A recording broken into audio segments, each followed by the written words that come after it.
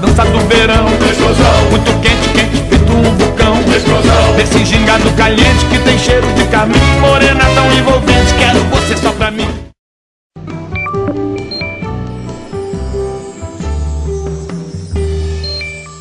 A estátua de Tiradentes, que fica no centro de Curitiba, foi feita por João Turim.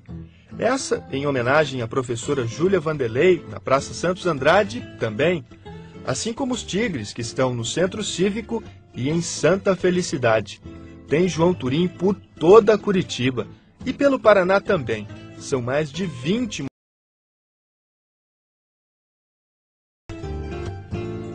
Consagrado pela escultura, o paranaense João Turim também se destacou na pintura. Levou sua obra para outros países, como França e Bélgica. Premiado nos Salões Nacionais de Belas Artes e elogiado pela imprensa da época, muito do seu acervo está nesta casa, no Centro Histórico de Curitiba. Subir essas escadas é viajar no tempo e visitar a história de um dos maiores artistas do Brasil. O espaço foi aberto em 1989. No mesmo ano, passou a ser administrado pela Elizabeth Turim, sobrinha neta do artista. Elizabeth, é uma casa, mas não foi a casa que o João Turim morou? Não, essa é uma casa, mas não foi residência do João Turim. Ele tinha sua própria casa, ateliê, onde ele trabalhava e morava. A casa tem uma história. Primeiro, foi uma residência construída por um cidadão de descendência alemã, que tem as iniciais jateadas na porta de entrada principal, e que morou aqui com sua família. E é um diferencial, né? Uma casa-museu ela é diferente de qualquer outro museu que fosse criado com uma arquitetura mais moderna, tudo mais, porque ela tem o aconchego da casa, né? A arquitetura de época, do início do século passado. Por isso que a gente vê no teto, por exemplo, esses desenhos, essas características. Os tetos eram decorados, as paredes eram todas decoradas, né? Vocês podem ver que o pé direito é alto, né? Que hoje não se faz mais construção assim. As portas também com essa parte de vidro em cima, mesmo sendo de madeira na parte mais baixa, ela sempre tinha aquela parte, por ser alta, tinha uma parte de vidro justamente para dar a vazão, a claridade, né? Então ela é um diferencial, janelas, tudo isso. Então acho que essa memória arquitetônica de época é um bem preservável, né? Que a gente não pode perder também.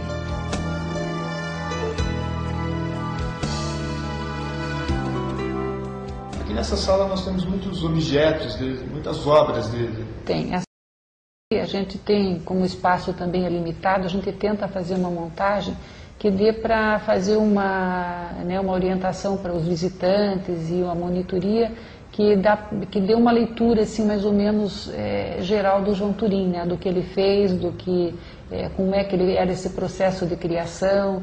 Então você vai ver que tem algumas fotos que mostram ele fazendo a modelagem na argila, depois o processo já passado para o bronze. Então a gente tem essas possibilidades de conversar sobre isso, mostrando na realidade como é que ele estava fazendo, né? Porque ali tem um registro fotográfico. Esse acervo ficou recluso num depósito, né? E foi resgatado em 87 com o projeto da lei federal, e depois foi instalada a Casa João Turim aqui e trazido o acervo dele para cá. Qual era o processo de criação? Primeiro era feito na argila? Como é que era o procedimento? O processo de criação do João Turim sempre foi argila, né? Ele modelava, ele preservava essa modelagem sempre úmida, ele fazia uma forma em gesso, tirava um negativo dessa obra, depois com esse negativo que era a forma, ele fazia um positivo no gesso, e esse gesso que iria então para a fundição para fazer o bronze. E como o acervo do João Turim ficou tudo no gesso, muita coisa a gente perdeu também. E o mobiliário também, porque aí o cupim também já tomou conta, né? Então nós temos pouquíssimas coisas, que é aquela peça que é um console que foi feito por ele, e um espelhinho que está ali. Ele é reconhecido como precursor da escultura no Paraná. Não só da escultura, como designer de moda também, e idealizador do estilo paranaense.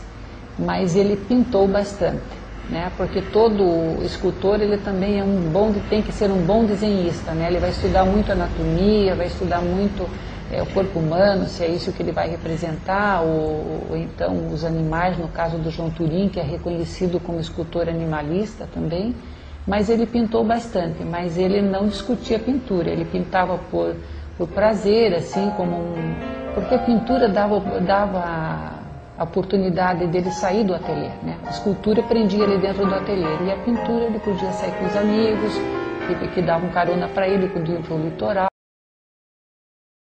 Então a caixinha de tintas e algumas telas, e ele fazia as suas pinturas.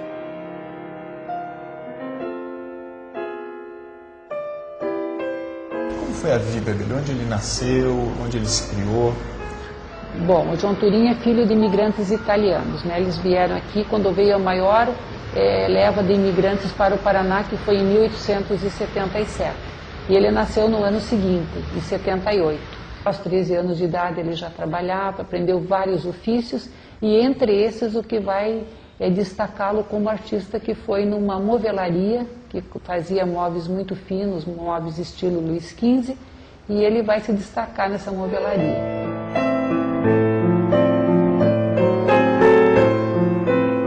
Desde criança, Elizabeth está bem perto da foto, ao lado dele e do irmão, dentro do ateliê, de onde saíram diversas criações. Tanta paixão pela arte de João Turim impulsionou a pesquisa para o lançamento desse livro. E foi baseado nessa documentação, do João Turim, pessoais e correspondências de época, que eu fiz uma pesquisa, e foi então que foi realizado o livro sobre a vida e obra dele, né, com aspectos da vida e obra, que era impossível colocar tudo. E então o livro de 1998 eu consegui fazer. Comecei a pesquisa em 92 e em 98 eu pude lançar o livro. Ó, esse aqui é um dos manuscritos dele. Então ele vai questionar aqui a escola de belas artes, do ensino de arte. Então que as escolas deveriam se preocupar em ensinar como a pessoa sai dali e viver da arte. Porque não era fácil um artista viver da sua arte, né? Senão, e isso deveria ser ensinado também lá para o artista, que você não pense, sai dali iludido, que vai ser um grande artista, que vai conseguir sobreviver com os recursos da arte. Então ele vai questionar tudo isso aqui nesses manuscritos também. E tem outros que ele vai questionar a família, a questão da posição da mulher, né, a religião, muitas coisas, enfim. Olha, eu acho que se o João Turim não fosse escultor, ele teria sido escritor, viu?